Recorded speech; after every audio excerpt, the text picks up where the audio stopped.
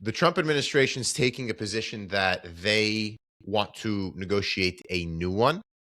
Trump is saying he wants one to be in place, which is already, I think, a bridge further than he professes to be, because just think of how isolationist his policies tend to be. Not all of them, but they tend to be isolationist. So he wants a deal in place. Now, that's one thing.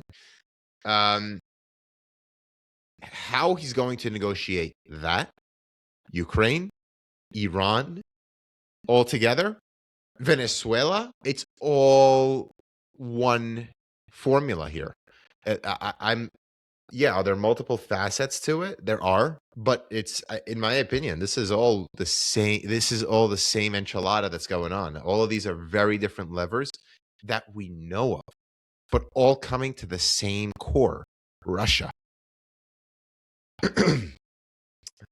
Let's throw in the U.S.-India trade agreement lowering their retaliatory tariffs, which on the business end has a huge impact.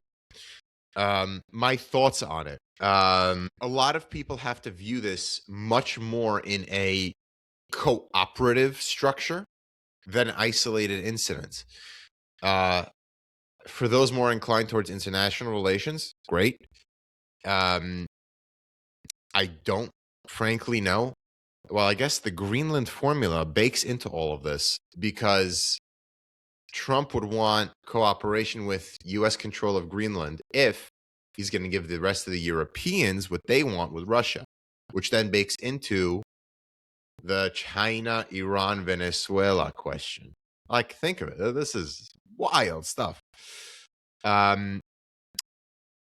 So a lot of levers here, a lot of interest. What I think is Trump is definitely trying to draw attention away from the mess he has domestically, but I think it's to a good end. We should have a treaty with Russia. I guess an Iranian regime with no nukes is better than another regime with you don't know what. It's been reported, I think I saw as recently as last week, that covers were already being built on top of the Fordo and the Natanz sites, I believe, and the other one that we hit in the summer. So something's happening in Iran regarding those sites. And it's also inconclusive, as far as I can tell, how much damage we even did. So that's the better part of Iran. Bringing India into our circle versus the East, great thing.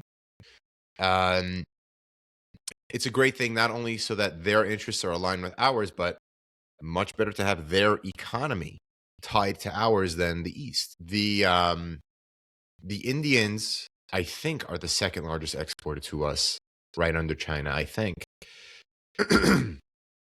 And I could tell you in my space, the manufacturing space, the branding space, are increasingly going to India. No, they're not as optimized for it, but they make up for that on margin. Not to mention the leverage it gives you in the BRICS alliance. Regarding Russia, Ukraine. I mean, do I think Trump will eventually get to a Russia-Ukraine agreement? I do. And Trump's pulling these levers. Maybe not all smart in a smart way, but he's pulling the levers, and I guess we're working towards a resolution there. Imagine we're under a President Vance and Russia-Ukraine's still going on. Jeez.